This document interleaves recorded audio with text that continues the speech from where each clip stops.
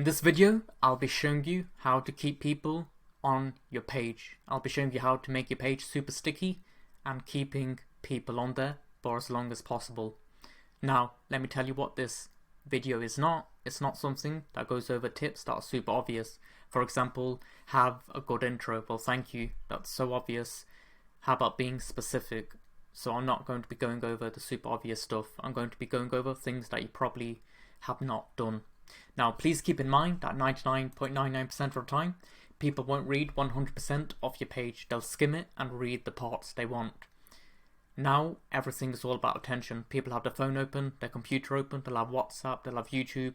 And guess what? Your article or your page will just be a small piece. So all you're trying to do is expand your piece as much as possible. And these tips will help massively. So let's get straight into it. So first of all, improve the intro by telling them why they should listen to you. So you can either go over your professional credentials or your experience. So for example, let's say you're published this article, how to fix GPU sag. Well, one of the things you could do is mention how you've been building computers for different companies for over 5 years and you've got a lot of experience doing that. Something along those lines. I'm obviously just giving you a very small example, a very brief thing. You'd want to make it sound more enticing. Now, if you don't have professional experience, you can go over some experience in terms of stories. So for example, you could write, I've been playing computer games and building computers since I was 7. And one of the common issues I had was, as time went on, my graphics card would eventually sag, but I managed to find a way to permanently fix that issue and the root cause of it. So that's a lot more enticing. So now the user knows they can trust you now. They know you've got that experience. And also the way I just worded that there, that's good for EEAT, because I'm feeding Google the data and I've worded it in a way they can understand that I'm an expert on that particular topic, or at least I know what I'm talking about. I have that experience. So you want to word it in a way that Google can understand and the user can understand, and you clearly demonstrate your expertise by either listing your professional credentials or give them a little story regarding your experience. So that's the first thing. Very simple, very straightforward. Another thing you could do is use a today's date plugin. So if we read this here, are you looking for the best graphics card for your i9-9900K? Well, you've come to the right place, because in this post I've picked up the best GPU. I've picked the best GPU for every type of gamer. And the best part, I decided to update this for January 2024. So every month and every year, this little piece here will update. And here's what it looks like in WordPress.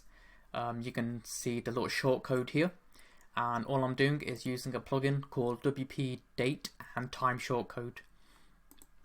And if you click on View the Details here, it'll explain the shortcodes, each one here. So you can just use that plugin. Next up, and I can't stress this enough, is get to the damn point. Doesn't matter if it's the intro, if it's the body or it's the conclusion, just get to the damn point already. If you're anything like me, if they're not getting to the point, you'll just click straight back and go to another article or another video.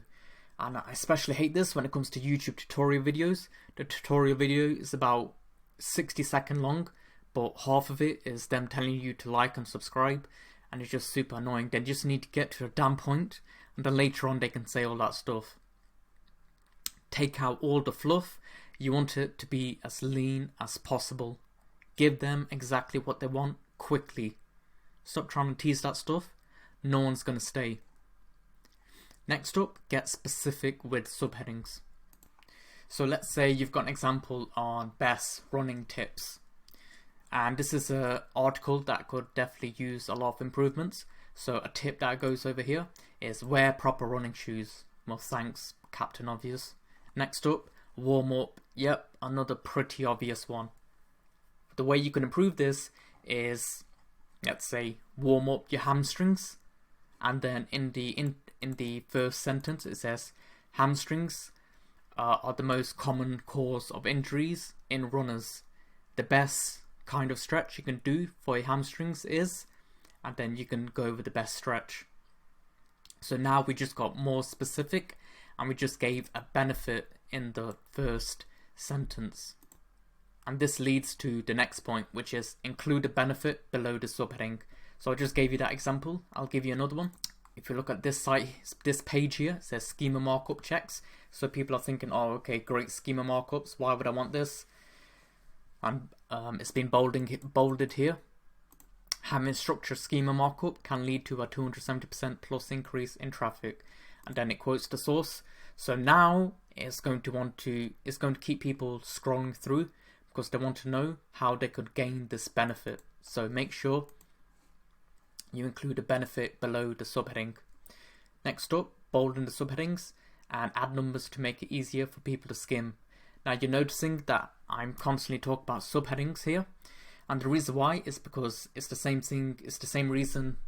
It's the same thing I went over at the very top or the very beginning of this video, which is nearly every time people aren't going to read 100% of the article. They'll just go to wherever they want, and you want to make it easy for them.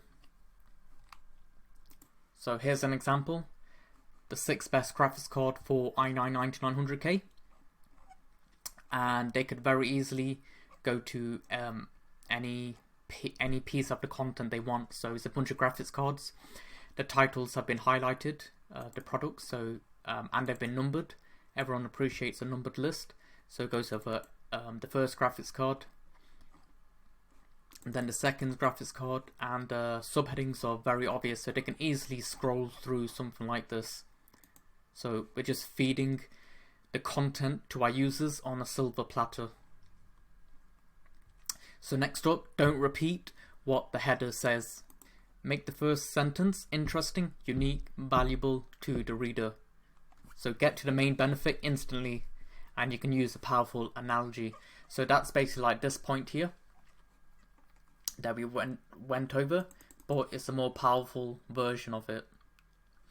So next up is avoid writing obvious information. So for example, let's say you've got an article on the best gaming mice. Well, guess what? You shouldn't be explaining what a gaming mouse is. It just doesn't make any sense. They already know it. And too many times do I see niche site owners doing things like this. When it comes to best X for Y types of articles, they'll explain what X is. There's just no need because they already know that. That's why they're searching this. So people need to understand the buyer journey. So I'm trying to not reveal everything instantly, but I'm doing a terrible job. But next up, from the top to the bottom of the screen, there should be some multimedia. Now, you can't always get multimedia for something, for an image. You can't always get an image for the thing you're trying to explain. Sometimes there's not a stock image for that. So instead you can substitute it with a subheading. You could add a table, a list, a block of highlighted text, an expert quote, a bucket brigade, which is something like however, ... and then you go down. So something that will help break it up, because that's what images are. They're visually stimulating.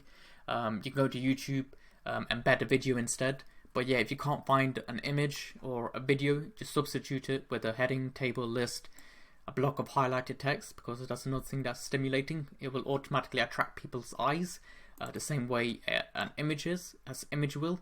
An expert quote will help break things up. And if the worst thing is, add the bucket brigade if you can't do any of these stuff. That'll help. Now, only add very specific products to the buyer table. So a lot of the time, I see people with these big buyer tables. So they'll have these massive buyer tables. So for example, in this post, I'll go over and this is a dummy website, by the way. So this goes over 6 graphics cards, but only mentions 3 graphics cards in the table. That's to help the user basically go somewhere else. Basically, it just helps them convert better, essentially. And I've mentioned the top pick here, and it says top pick. Then I've said second place. Then I've put budget down, so for any budget buyers. So that's what you're going to want to do. You don't want to just add products to the table page just for the sake of it. There's got to be a reason why.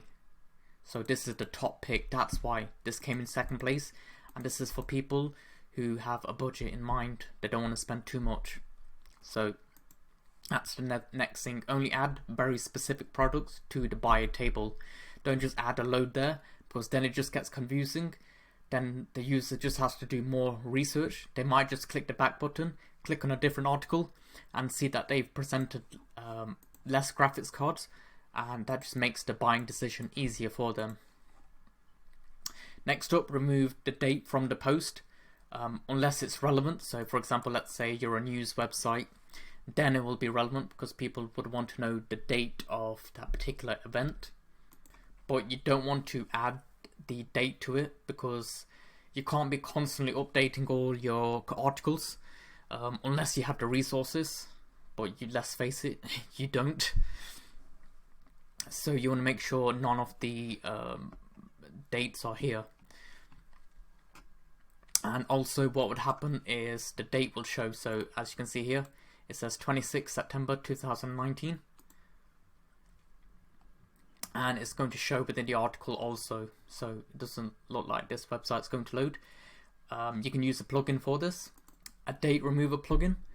Just type it in on WordPress. You can find a date remover plugin, or it might be built into your theme. Very simple, very straightforward. So I don't want to go.